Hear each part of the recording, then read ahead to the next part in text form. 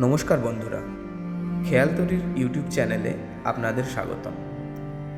বাংলা সাহিত্যের নানান রকম গল্প ও কাহিনী আপনাদের সামনে অডিও স্টোরি হিসেবে উপস্থাপন করাই খেয়াল তৈরির প্রয়াস। এটি খেয়াল তৈরির প্রথম নিবেদন। গল্পটি ভালো লাগলে অবশ্যই লাইক করবেন এবং আমাদের চ্যানেলটিকে সাবস্ক্রাইব করবেন। আপনাদের মূল্যবান মতামত কমেন্ট সেকশনে জানাবেন।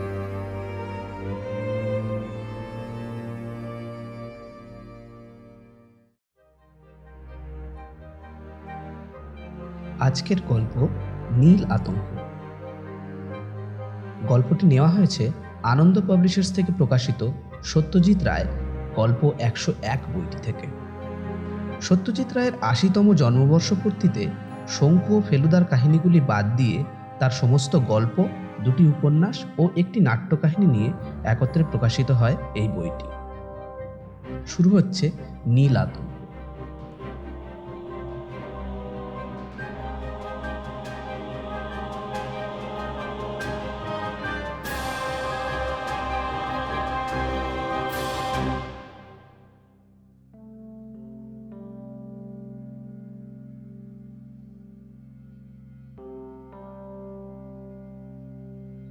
আমার নাম অনিরুদ্ধ বোস। আমার বয়স 29। এখনো বিয়ে করিনি। আজ 8 বছর হলো আমি কলকাতার একটা সদাগরি আপিসে চাকরি করছি। মাইনে যা পাই তাতে একা মানুষের দিব্যি চলে যায়। সর্দার শঙ্কর রোডে একটা ফ্ল্যাট ভাড়া নিয়ে আছি। দোতলায় 2খানা ঘর, দক্ষিণ খোলা। 2 বছর হলো একটা অ্যাম্বাসেডর গাড়ি কিনেছি। সেটা আমি নিজেই চালাই। আপিসের কাজের বাইরে একটু আধটু সাহিত্য করার শখ আছে। আমার 3খানা গল্প বাংলা মাসিক পত্রিকায় বেরিয়েছে। চেনা মহলে প্রশংসাও পেয়েছে বেশ। তবে এটা আমি জানি যে কেবলমাত্র লিখে রোজগার করার মতো ক্ষমতা অন্তত আমার নেই। গত কয়েক মাসে একদম লেখা হয়নি। তবে বই পড়েছি অনেক, আর তার সবই বাংলাদেশের নীল চাষের গল্প সম্পর্কে। এ বিষয়ে এখন আমাকে একজন অথরিটি বলা চলে। কবে সাহেবরা এসে আমাদের দেশে প্রথম নীলের চাষ শুরু করলো, আমাদের গ্রামের লোকেদের ওপর তারা কীরকম অত্যাচার করত, কিভাবে নীল বিদ্রোহ হলো, আর সব শেষে কিভাবে জার্মানি কৃত্রিম উপায়ে নীল তৈরি করার ফলে এই দেশ থেকে নীলের পাট উঠে গেল, এ সবই এখন আমার নখদর্পণে। যে সাংঘাতিক অভিজ্ঞতার ফলে আমার মনে নীল সম্পর্কে এই কৌতূহল জাগলো, সেটা বলার জন্যই আজ লিখতে বসেছি। এখানে আগে আমার ছেলেবেলার কথাটা একটু বলা দরকার। আমার বাবা ছিলেন মুঙ্গেরের নামকরা ডাক্তার। ওখানেই আমার জন্ম, আর ওখানেরই এক মিশনারি স্কুলে আমার ছেলেবেলার পড়াশোনা। আমার এক দাদা আছেন, আমার চেয়ে 5 বছরের বড়। তিনি বিলেতে গিয়ে ডাক্তারি পাশ করে লন্ডনের কাছেই গোল্ডার্স গ্রিন বলে একটা জায়গায় হাসপাতালের সঙ্গে যুক্ত হয়ে কাজ করছেন। দেশে ফেরার বিশেষ ইচ্ছা আছে বলে তো মনে হয় না। আমার যখন 16 বছর বয়স তখন বাবা মারা যান। তার কয়েক মাস পরেই আমি মাকে নিয়ে কলকাতায় চলে আসে আমার বড় মামার বাড়িতে উঠি। মামা বাড়িতে থেকেই আমি সেন্ট জেভিয়ার্স থেকে বিএ পাশ করি। তারপর একটা সাময়িক ইচ্ছে হয়েছিল সাহিত্যিক হবার, কিন্তু মার ধমকানিতে চাকরির চেষ্টা দেখতে হলো। বড় মামার সুপারিশেই চাকরিটা হল। তবে আমারও যে কিছুটা কৃতিত্ব ছিল না তা নয়। ছাত্র হিসেবে আমার রেকর্ডটা ভালোই ছিল। ইংরেজিটাও বেশ গড়গড় করে বলতে পারি। আর তাছাড়া আমার মধ্যে একটা আত্মনির্ভরতা ও স্মার্টনেস আছে, যেটা ইন্টারভিউয়ের সময় আমাকে নিশ্চয়ই সাহায্য করেছিল। মুঙ্গেরের ছেলেবেলার কথাটা বললে হয়তো আমার চরিত্রের একটা দিক বুঝতে সাহায্য করবে। কলকাতায় এক নাগাড়ে বেশি দিন থাকতে আমার প্রাণ হাঁপিয়ে ওঠে। এত লোকের ভিড়, ট্রামবাসের ঘরঘরানি, এই হইহল্লা, জীবনধারণের এত সমস্যা, মাঝে মাঝে ইচ্ছে করে এই সবের থেকে ছুটে বেরিয়ে চলে যাই। আমার গাড়িটা কেনার পর কয়েকবার এটা করেওছি। ছুটির দিনে একবার ডায়মন্ড হারবারে, একবার পোর্ট ক্যানিং, আর একবার দমদমের রাস্তা দিয়ে সেই একেবারে হাসনাবাদ পর্যন্ত ঘুরে এসেছি। একাই গিয়েছি প্রতিবার, কারণ এ ধরনের আউটিংয়ে উৎসাহ প্রকাশ করার মতো কাউকে খুঁজে পাইনি। এ থেকে বোঝাই যাবে যে কলকাতা শহরে সত্যি করে বন্ধু বলতে আমার তেমন কেউ নেই। তাই প্রমোদের চিঠিটা পেয়ে মনটা খুশিতে ভরে উঠল। প্রমোদ ছিল আমার মুঙ্গেরের সহপাঠী। আমি কলকাতায় চলে আসার পর বছর চারেক আমাদের মধ্যে চিঠি লেখালেখি চলেছিল। তারপর বোধ হয় আমার দিক থেকেই সেটা বন্ধ হয়ে যায়। হঠাৎ একদিন আপিস থেকে ফিরতেই চাকর গুরুদাস বলল, মামা বাড়ি থেকে একটা লোক এসে এই চিঠিটা দিয়ে গেছে। খামের ওপর লেখা দেখেই বুঝলাম প্রমোদ। দুমকা থেকে লিখছে, জংলি অফিসে চাকরি করছি রে, কোয়ার্টার্স আছে, দিন সাতেকের ছুটি নিয়ে চলে আয়।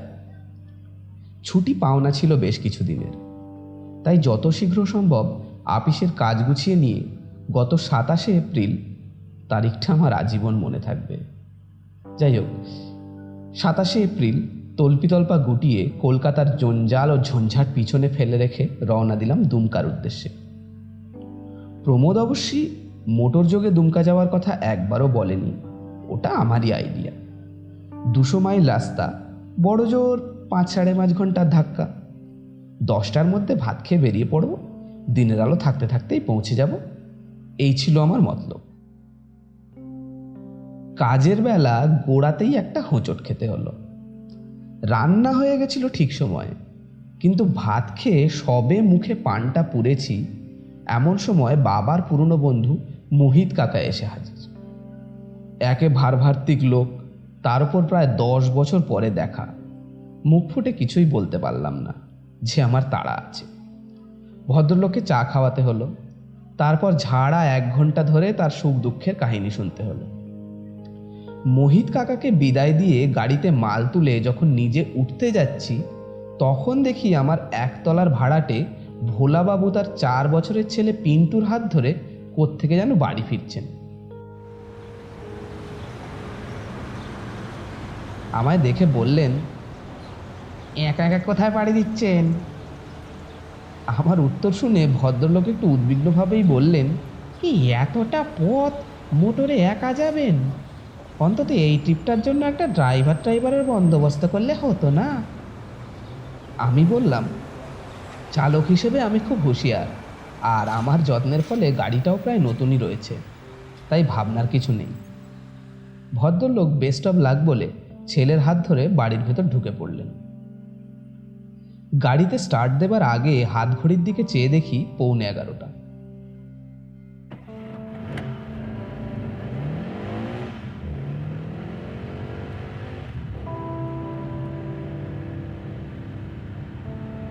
হাওড়া দিয়ে না গিয়ে বালি ব্রিজের রাস্তা নেওয়া সত্ত্বেও চন্দননগর পৌঁছাতেই লেগে গেল প্রায় 1.5 ঘন্টা। এই 30টা মাইল পেরোতে এত ঝক্কি, রাস্তা এত বাজে ও আনরোম্যান্টিক যে মোটর যাত্রার প্রায় 16 আনা উৎসাহই উবে যায়। কিন্তু তার ঠিক পরেই শহর পিছনে ফেলে গাড়ি যখন ছোট মাঠের মধ্যে দিয়ে যাচ্ছে, তখন সেটা একেবারে ম্যাজিকের মতো কাজ করে। মন তখন বলে, এর জন্যই তো আশা। কোথায় ছিল একদিন এই চিমনির ধোঁয়া বর্জিত মসৃণ আকাশ, এই মাটির গন্ধ মেশানো মন মাতানো বিশুদ্ধ মেঠো বাতাস।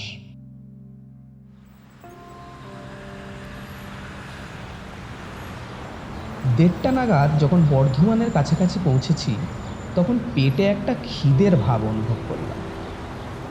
সঙ্গে কমলালেবু আছে, ফ্লাস্কে গরম চা আছে, কিন্তু মন চাইছে অন্য কিছু।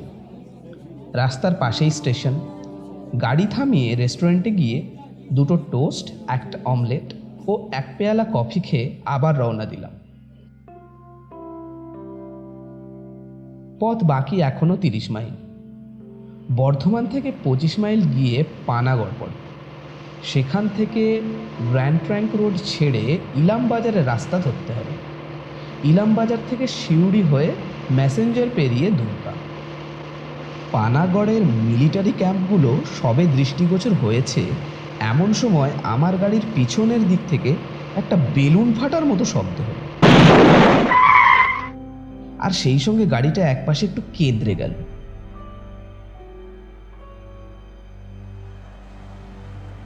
কারণ অবশ্যই সহজেই বোধগম্য। গাড়ি থেকে নেমে সামনের দিকে চেয়ে বুঝতে পারলাম শহর এখনও কয়েক মাইল দূরে। কাছাকাছির মধ্যে মেরামতির দোকানের আশাটা মন থেকে মুছে ফেলতেই হলো। সঙ্গে যে স্টেপনি ছিল না তা নয়, আর জ্যাক দিয়ে গাড়ি তুলে ফাটা টায়ার খুলে ফেলে তার জায়গায় নতুন টায়ার পরানো আমার অসাধ্য কিছু নয়। তবু এক্ষেত্রে পরিশ্রম এড়ানোর ইচ্ছেটা অস্বাভাবিক নয়। আর গ্র্যান্ড ট্রাঙ্ক রোডের মাঝখানে দাঁড়িয়ে গাড়িতে টায়ার পরাবো, পাশ দিয়ে হুস হুস করে কত কত গাড়ি বেরিয়ে যাবে, আমার শোচনীয় হাস্যকর অবস্থাটা তারা দেখে ফেলবে, এটা ভাবতে আমার মোটেই ভালো লাগছিল। কিন্তু কি আর করা, 10 মিনিট এদিক ওদিক চেয়ে ঘোরাফেরা করে গঙ্গা বলে কাজে লেগে পড়লাম। নতুন টায়ার লাগিয়ে ফাটা টায়ার কেরিয়ারে ভরে ডালা বন্ধ করে যখন সোজা হয়ে উঠে দাঁড়ালাম, তখন শার্টটা ঘামে ভিজে শরীরের সঙ্গে সেটে গেছে। ঘড়িতে দেখি 2:30 বেজে গেছে। আবহাওয়াতে একটা গুমোট ভাব। ঘণ্টাখানেক আগেও সুন্দর হাওয়া বইছিল। গাড়ি থেকে দেখছিলাম বাঁশঝাড়ের মাথাগুলো নুয়ে নুয়ে পড়ছে। এখন চারদিক থমথমে। গাড়িতে ওঠার সময় পশ্চিমের আকাশের নিচের দিকে দূরের গাছপালার মাথায় একটা কালচে নীলের আভাস লক্ষ্য করলাম। মেঘ। ঝড়ের মেঘ কি? কালবৈশাখী? না, ভেবে কোনো লাভ নেই। স্পিডোমিটারের কাঁটা আরও চড়াতে হবে।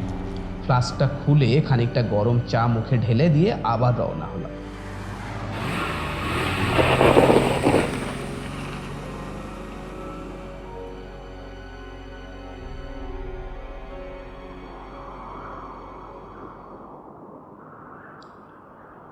ইলামবাজার পেরোতে না পেরোতেই ঝড়টা এসে পড়ল। ঘরে বসে যে জিনিস চিরকাল সানন্দে উপভোগ করেছি, যার সঙ্গে তাল মিলিয়ে ভাব মিলিয়ে রবীন্দ্রনাথের কবিতা আবৃত্তি করেছি, গান করেছি, সেই জিনিসই খোলা মাঠের মধ্যে পিচের রাস্তায় চলন্ত গাড়িতে যে কি বিভীষিকার সৃষ্টি করতে পারে তা কল্পনা করতে পারি না। ওটাকে প্রকৃতির একটা শয়তানি বলে মনে হয়। অসহায় মানুষকে এক নির্মম রসিকতায় নাজেহাল করার ভাব নিয়ে যেন এই বাজের খেলা।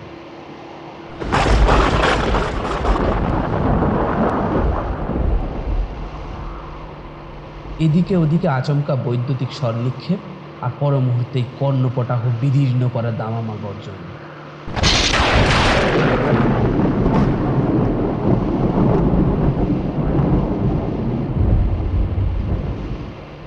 এক সময় মনে হচ্ছে যে আমার এই নিরীহ অ্যাম্বাসেডর গাড়িকেই তাক করে বিদ্যুৎবান নিক্ষিপ্ত হচ্ছে, এবং আরেকটু মনোযোগ দিয়ে কাজটা করলেই লক্ষ্যভেদ হয়ে যাবে। এই দুর্যোগের মধ্যেও কোনো মতে যখন শিউরি ছাড়িয়ে ম্যাসেঞ্জারের পাথে পড়েছি, তখন হঠাৎ একটা বিস্ফোরণের শব্দ হলো, যেটাকে কোনো মতেই বজ্রপাত বলে ভুল করা চলে না।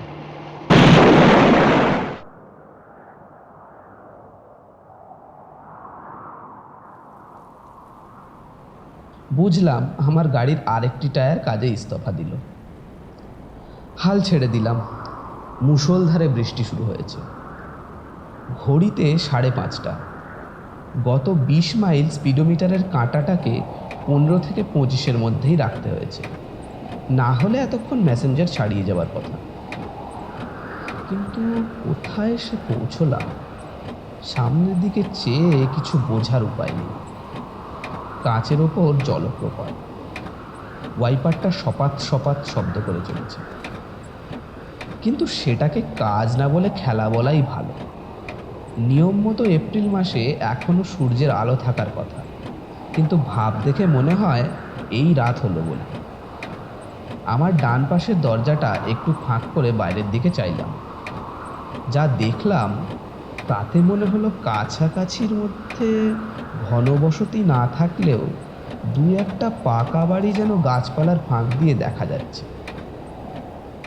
গাড়ি থেকে নেমে যে একটু এদিক ওদিক ঘুরে দেখব তারও উপায় নেই। তবে সেটা না দেখেও যে জিনিসটা বলা যায় সেটা হলো এই যে মাইল খানেকের মধ্যে বাজার বা দোকান বলে কোনো পদার্থ নেই, আর আমার সঙ্গে বাড়তি টায়ারও আর নেই। মিনিট 15 গাড়িতে বসে থাকার পর একটা প্রশ্ন মনে জাগল। এতখানি সময়ের মধ্যে একটি গাড়ি বা একটি মানুষও আমার গাড়ির পাশ দিয়ে গেল না। তবে কি ভুল পথে এসে পড়েছি? সঙ্গে রোড ম্যাপ আছে, সিউড়ি পর্যন্ত ঠিক এসেছি জানি, কিন্তু তারপরে যদি কোনো ভুল রাস্তায় মোড় ঘুরে থাকি, এই চোখ ধাঁধানো বৃষ্টিতে সেটা খুব অস্বাভাবিক নয়। কিন্তু যদিও বা ভুল হয়ে থাকে, এটা তো আফ্রিকা বা দক্ষিণ আমেরিকার জঙ্গল নয় যে দিশেহারা হয়ে পড়তে হবে। যেখানেই এসে থাকি না কেন, এটা বীরভূমের মধ্যেই হবে। শান্তিনিকেতন থেকে মাইল 50-এর বেশি দূর নয়। বৃষ্টি থামলে সব মুশকিল আসান হয়ে যাবে। এমনকি হয়তো মাইলখানিকের মধ্যে একটা গাড়ি মেরামতের দোকানও পেয়ে যাব। পকেট থেকে একটা হুইলসের প্যাকেট আর দেশলাই বার করে একটা সিগারেট ধরালাম। ভোলাবাবুর কথা মনে পড়ল। ভদ্রলোক নিশ্চয়ই ভুক্তভোগী, নইলে এমন খাঁটি উপদেশ দেন কি করে? ভবিষ্যতে একটা তন্দ্রার ভাব এসে গিয়েছিল। হর্নের শব্দে সজাগ হয়ে উঠে বসলাম। বৃষ্টিটা একটু ধরেছে, তবে অন্ধকার গাঢ়তর। পেছন ফিরে দেখি একটা লরি এসে দাঁড়িয়েছে। হর্ন দিচ্ছে কেন? আমি কি রাস্তার পুরোটা দখল করে আছি নাকি? দরজা খুলে নেমে দেখি না, লরির কোনো দোষ নেই। টায়ার ফাটার সময় গাড়িটা খানিকটা ঘুরে গিয়ে রাস্তার পুরোটা না হলেও প্রায় আধখানা আটকে রেখেছে।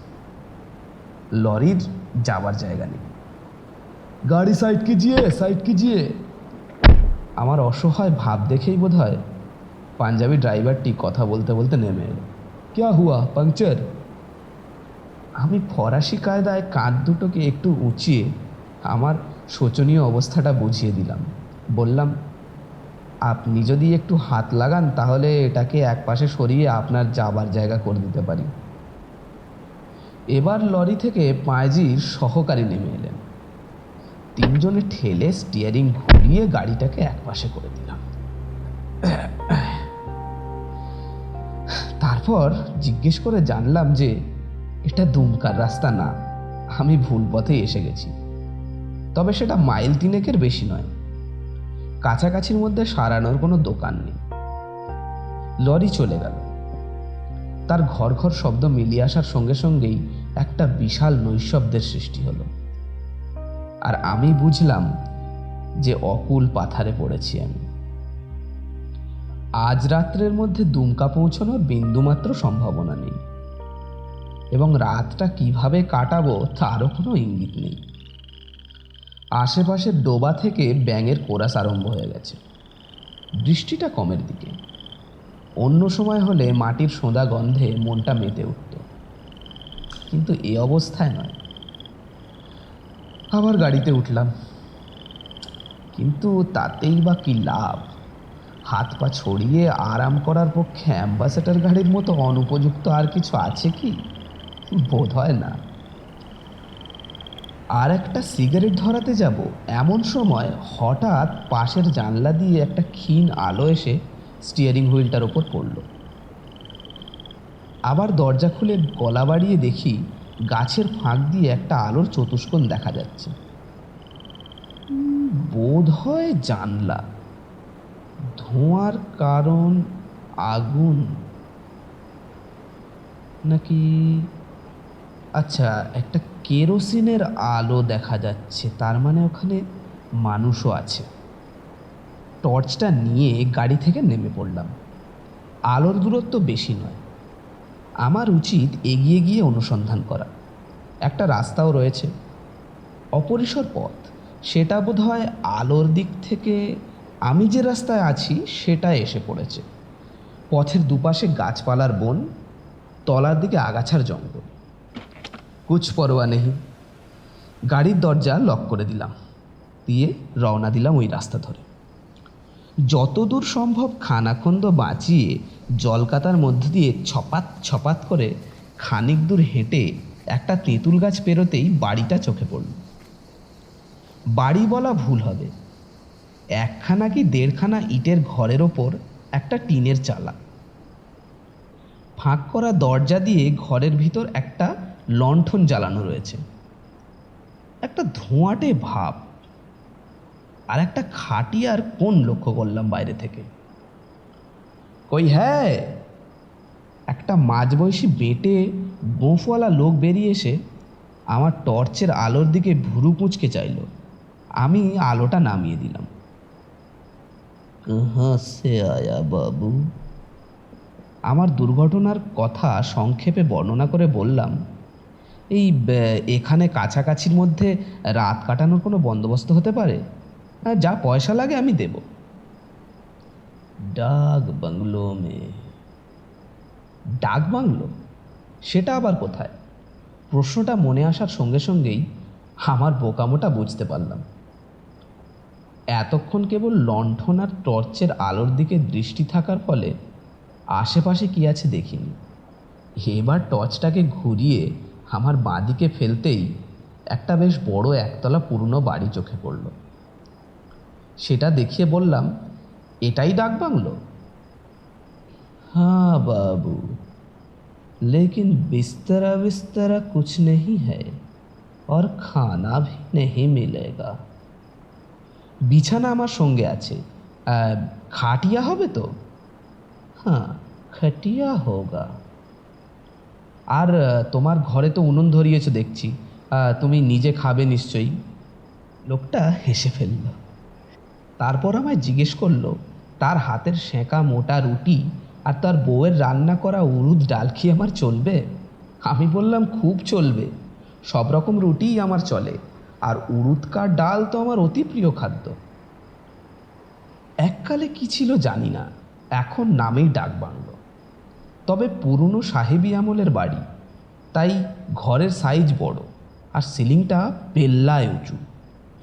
আসবাব বলতে একটি পুরনো নেয়ারের খাট, একপাশে একটা টেবিল, আর তার সামনে হাতল ভাঙা একটা চেয়ার। চৌকিদার আমার জন্য একটা লণ্ঠন জ্বালিয়ে এনে টেবিলের ওপর রাখলো। বললাম, তোমার নাম কি হে? সুখন রাম বাবুজি। এ বাংলোয় লোকজন কোনো কালে এসেছে না আমিই প্রথম? সুখন রামের রসবোধ আছে, সে হেসে ফেলল। বললাম, হুট টুট নেই তো? আরে রাম রাম, কত লোকই তো এসে থেকে গেছে, কই এমন অপবাদ তো কেউ দেয়নি। এ কথায় একটু যে আশ্বস্ত হয়নি তা বলতে পারি না। ভূতে বিশ্বাস করি বা না করি, এটুকু অন্তত জানি যে যদি ভূত থাকেই এ বাংলোতে, তাহলে সে সবসময়ই থাকবে, আর না থাকলে কোনো সময় থাকবে না। বললাম, এটা কতদিনের পুরনো বাড়ি হে? সুখন আমার বেডিং খুলে দিতে দিতে বলল, पहले ये नील कोठी था, एक नील का फैक्ट्री भी था नज़दीक में, उस साइड में।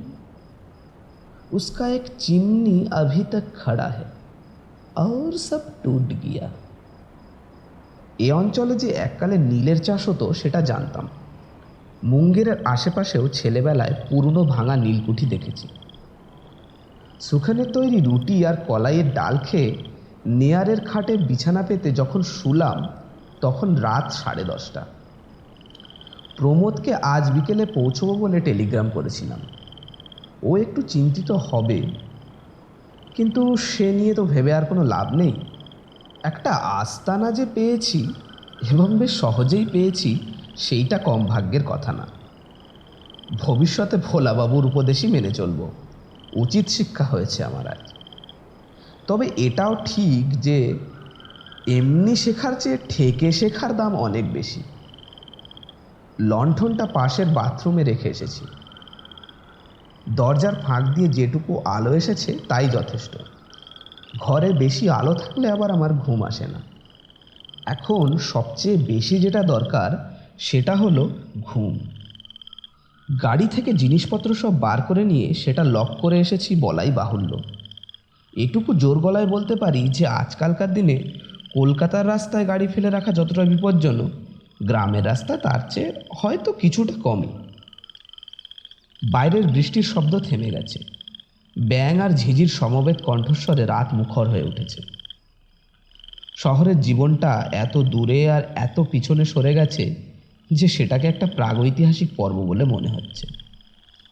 নীলকুঠি। দীনবন্ধু মিত্রের নীল দর্পণ নাটকের কথাটা মনে পড়ল। কলেজে থাকতে অভিনয় দেখেছিলাম কর্নওয়ালিস স্ট্রিটের কোনো এক পেশাদারি থিয়েটারে।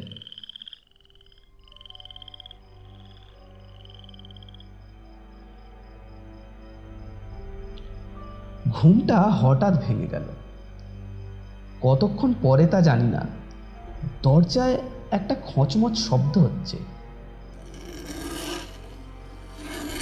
ভেতরে হুড়কো দেওয়া, বুঝলাম বাইরে থেকে কুকুর বা শেয়াল জাতীয় কিছু একটা নখ দিয়ে সেটাকে আঁচড়াচ্ছে। মিনিট খানেক পরে আওয়াজটা থেমে গেল। আবার সব চুপচাপ। চোখ বুঝলাম, কিন্তু সেটা অল্পক্ষণের জন্যই। একটা কুকুরের ডাকে ঘুমটা একেবারে গেল।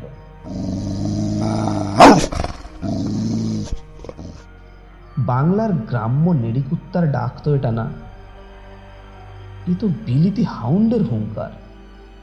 এর ডাক আমার অচেনা নয়। মুঙ্গেরে আমাদের বাড়িতে দুটো বাড়ি পরেই মার্টিন সাহেবের বাড়ি থেকে রাত্রে এই ডাক শুনতে পেতাম। এ তল্লাটে এমন কুকুর কে পুষবে? একবার মনে হলো উঠে গিয়ে দরজা খুলে দেখি, কারণ কুকুরটা ডাক বাংলোর খুব কাছেই রয়েছে বলে মনে হচ্ছে। তারপর মনে হলো সামান্য একটা কুকুরের ডাক নিয়ে এতটা মাথা ঘামানোর কোনো মানেই হয় না। তার চেয়ে আবার ঘুমানোর চেষ্টা দেখা যাক। রাত কটা হলো? জানলা দিয়ে অল্প চাঁদের আলো আসছে। শোয়া অবস্থাতেই বাঁ হাতটা তুলে মুখের সামনে আনতেই বুকটা ধড়াস করে উঠল। হাতে ঘড়ি নেই, অথচ অটোমেটিক ঘড়ি যত পরে থাকা যায় ততই ভালো বলে শোয়ার সময়ও কখনো ওটা তো খুলে শুই না। তাহলে ঘড়িটা গেল কোথায়? শেষটায় কি ডাকাতের আস্তানায় এসে পড়লাম? তাহলে গাড়িটার কি হবে? বালিশের পাশে হাতড়িয়ে টর্চ খুঁজতে গিয়ে দেখি সেটাও নেই। এক লাফে বিছানা থেকে উঠে মাটিতে হাঁটু গেড়ে বসে খাটের নিচে তাকিয়ে দেখি সুটকেসটা উধাও। মাথা গরম হয়ে এলো। এর একটা বিহিত করতেই হবে। হাঁক দিলাম, চৌকিদার! কোনো উত্তর নেই। বারান্দায় যাব বলে দরজার দিকে এগিয়ে খেয়াল হলো যে হুড়কোটাকে যেমনভাবে লাগিয়ে শুয়েছিলাম ঠিক তেমনই আছে, জানলাতেও করার। তবে চোর এলো কোথা দিয়ে? দরজার হুড়কোটা খুলতে আমার নিজের হাতের ওপর চোখ পড়ে কেমন জানি খটকা লাগলো। হাতে কি দেওয়াল থেকে চুন লেগেছে, নাকি পাউডার জাতীয় কিছু? এমন ফ্যাকাশে লাগছে কেন? আর আমি তো গেঞ্জি পরে শুয়েছিলাম। তাহলে আমার গায়ে লম্বা হাতা সিল্কের শার্ট কেন? মাথা ঝিমঝিম করতে লাগলো। দরজা খুলে বাইরে এলাম। চৌকিদার! নিজের গলার স্বর চিনতে পারলাম না, উচ্চারণও না। যতই মিশনারি স্কুলে পড়ি না কেন, বাংলা উচ্চারণের উগ্র সাহেবিয়ানা আমার কোনোদিনই ছিল না। আর চৌকিদারি বা কোথায়, আর কোথায় তার ঘর? বাংলোর সামনে ধুধু করছে মাঠ। দূরে আবছা একটা বাড়ি দেখা যাচ্ছে, তার পাশে একটা চিমনির মতন স্তম্ভ। চারিদিকে অস্বাভাবিক নিস্তব্ধতা। আমার পরিবেশ বদলে গেছে, আমি নিজেও বদলে গেছি। ঘরমাক্ত অবস্থায় ঘরে ফিরে এলাম। চোখটা অন্ধকারে অভ্যস্ত হয়ে গেছে। ঘরের সব কিছুই এখন আমি পরিষ্কার দেখতে পাচ্ছি। খাট আছে, কিন্তু তাতে মশারি নেই, অথচ আমি মশারি টাঙিয়ে শুয়েছিলাম। বালিশটা যেটা রয়েছে সেটাও আমার না, আমারটা ছিল সাধারণ। এটা পাশে বাহারে কুঁচি দেওয়া বর্ডার। খাটের ডান দিকের দেওয়ালের সামনে সেই টেবিল, সেই চেয়ার, কিন্তু তাতে প্রাচীনত্বের কোনো চিহ্ন নেই। আবছা আলোতেও তার বার্নিশ করা কাঠটা চকচক করছে। টেবিলের ওপর রাখা রয়েছে লণ্ঠন নয়, বাহারের শেডওয়ালা কাজ করা কেরোসিন ল্যাম্প। আরও জিনিসপত্র রয়েছে ঘরে, সেগুলো ক্রমে দৃষ্টিগোচর হলো। এক কোণায় দুটো ট্রাঙ্ক, দেওয়ালে একটা আলনা, সেটা থেকে ঝুলছে একটা কোট, একটা অদ্ভুত অচেনা ধরনের টুপি, আর একটা হান্টার চাবুক। আলনার নিচে একজোড়া হাঁটু অবধি উঁচু জুতো। জিনিসপত্র ছেড়ে আর একবার আমার নিজের দিকে দৃষ্টি দিলাম। এর আগে শুধু সিল্কের শার্টটা লক্ষ্য করেছিলাম, এখন দেখলাম তার নিচে রয়েছে সরু চাপা প্যান্ট, আরও নিচে মোজা, পায়ে জুতো নেই। তবে খাটের পাশেই দেখলাম একজোড়া কালো চামড়ার বুট রাখা রয়েছে। আমার ডান হাতটা এবার আমার মুখের ওপর বুলিয়ে বুঝতে পারলাম শুধু গায়ের রং ছাড়াও আমার চেহারার আরও পরিবর্তন হয়েছে। এত চোখা নাক, এত পাতলা ঠোঁট আর সরু চোয়াল এ আমার নয়। মাথায় হাত দিয়ে দেখি ঢেউ খেলানো চুল পিছনে কাঁধ অবধি নেমে এসেছে। কানের পাশে জুলপি নেমে এসেছে প্রায় চোয়াল পর্যন্ত। বিস্ময় ও আতঙ্কের সঙ্গে একটা উগ্র কৌতূহল আমার নিজের চেহারা দেখার জন্য। কিন্তু আয়না কোথায়? রুদ্ধশ্বাসে দৌড়ে গিয়ে এক ধাক্কায় বাথরুমের দরজাটা খুলে ভিতরে ঢুকলাম। আগে দেখেছিলাম একটিমাত্র বালতি ছাড়া সেখানে আর কিছু নেই। এখন দেখি মেঝের এক কোণে একটা টিনের বাথটাব, আর পাশে চৌকি আর এনামেলের মগ। যে জিনিসটা খুঁজছিলাম সেটা রয়েছে আমার ঠিক সামনে, একটা কাঠের ড্রেসিং টেবিলের ওপর লাগানো একটা ওভাল শেপের আয়না। আমি জানি আমি আয়নার সামনে দাঁড়িয়ে আছি, কিন্তু যে চেহারা তাতে প্রতিফলিত হয়েছে সে আমার নয়। কোনো এক বিভৎস ভৌতিক ভেলকির ফলে আমি হয়ে গেছি ঊনবিংশ শতাব্দীর একজন সাহেব। তার গায়ের রং ফ্যাকাশে ফর্সা, চুল সোনালি, চোখ কটা, এবং সে চোখের চাহনিতে ক্লেশের সঙ্গে কাঠিন্যের ভাব অদ্ভুতভাবে মিশেছে। কত বয়স হবে এ সাহেবের? 30-এর বেশি নয়, তবে দেখে মনে হয় অসুস্থতা কিংবা অতিরিক্ত পরিশ্রমের জন্য অকালেই বার্ধক্যের ছাপ পড়েছে। কাছে গিয়ে আরো ভালো করে আমার মুখটা দেখলাম। চেয়ে থাকতে থাকতে একটা গভীর দীর্ঘশ্বাস বুকের ভিতর থেকে উঠে এলো। ও, এই কণ্ঠস্বর আমার নয়। এই দীর্ঘশ্বাসও সাহেবের মনের ভাব ব্যক্ত করছে, আমার নয়। এর পরে যা ঘটল তাতে বুঝলাম যে শুধু গলার স্বর না, আমার হাত পা সবই অন্য কারোর অধীনে আছে। কিন্তু আশ্চর্য এই যে আমি অনিরুদ্ধ বোস, আমি যে বদলে গেছি সে জ্ঞানটা আমার তখনও আছে। এই পরিবর্তনটা ক্ষণস্থায়ী না চিরস্থায়ী, এ থেকে নিজের অবস্থায় ফিরে আসার কোনো উপায় আছে কি না তা আমার জানা নেই। বাথরুম থেকে শোয়ার ঘরে ফিরে এলাম। আমার রাইটিং টেবিলের দিকে চোখ পড়ল। ল্যাম্পটা এখন জ্বলছে। ল্যাম্পের নিচে খোলা অবস্থায় একটা চামড়া দিয়ে বাঁধানো খাতা, তার পাশে একটা দোয়াতে ডোবানো রয়েছে একটা খাগের কলম।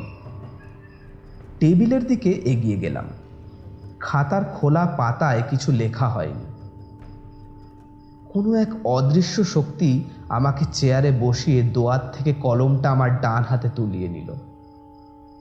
সে হাত এবার বাঁ দিকে সাদা পাতার ওপর অগ্রসর হলো।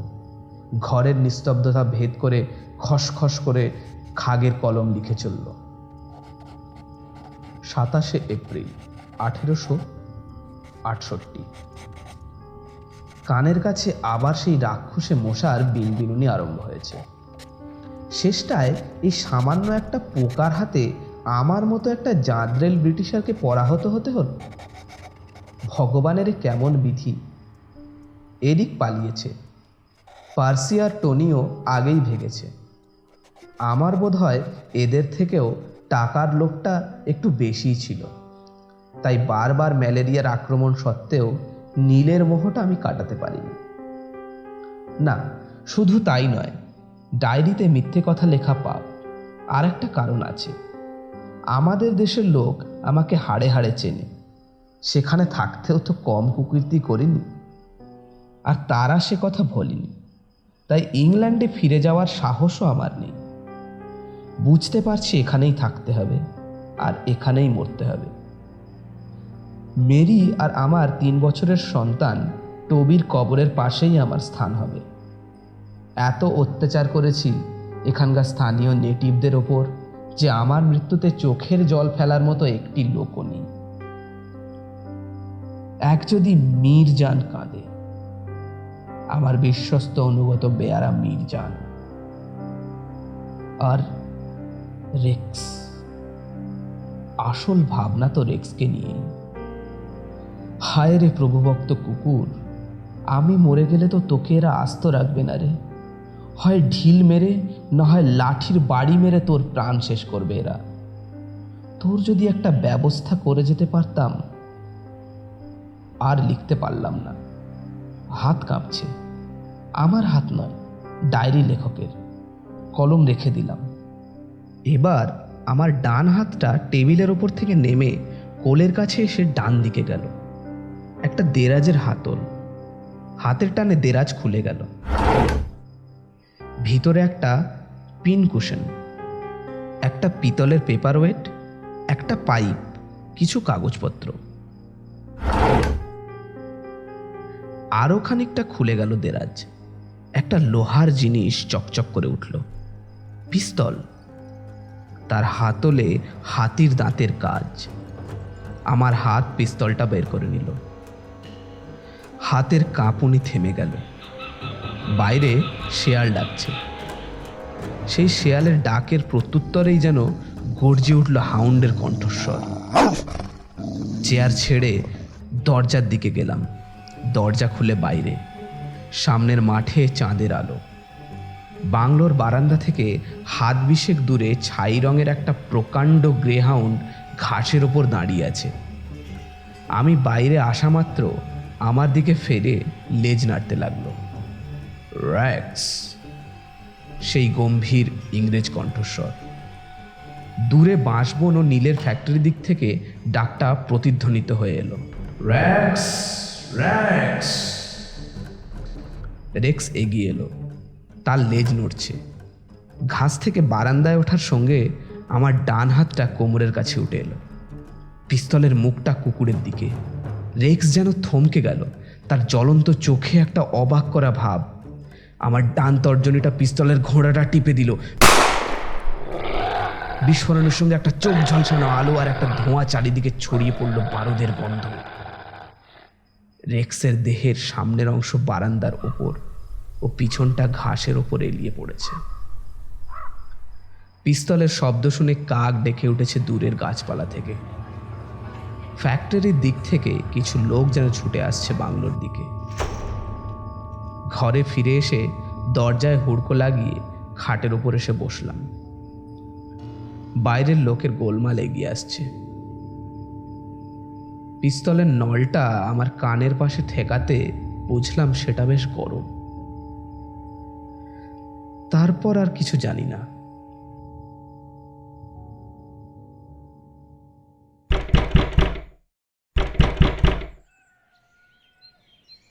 দরজা ধাক্কা নিতে ঘুম ভেঙে গেল। চালি আয়া বাবুজি। ঘরে দিনের আলো। চিরকালের অভ্যাস মতো দৃষ্টি আপনা থেকেই বাঁ হাতের কবজির দিকে চলে গেল। 6:13। ঘড়ি চোখের আরও কাছে আনলাম, কারণ তারিখটাও দেখা যায় এতে।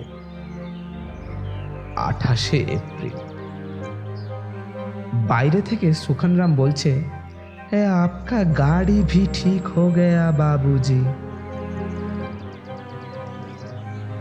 বীরভূমের নীলকর সাহেবের মৃত্যু শতবার্ষিকীতে আমার যে কি অভিজ্ঞতা হলো সে কথা কি কেউ বিশ্বাস করবে?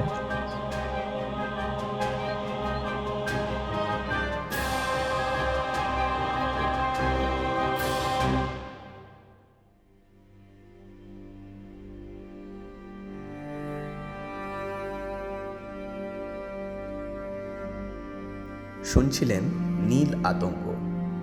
গল্প পাঠে ও বিভিন্ন ভূমিকায় কৌশিক নস্কর।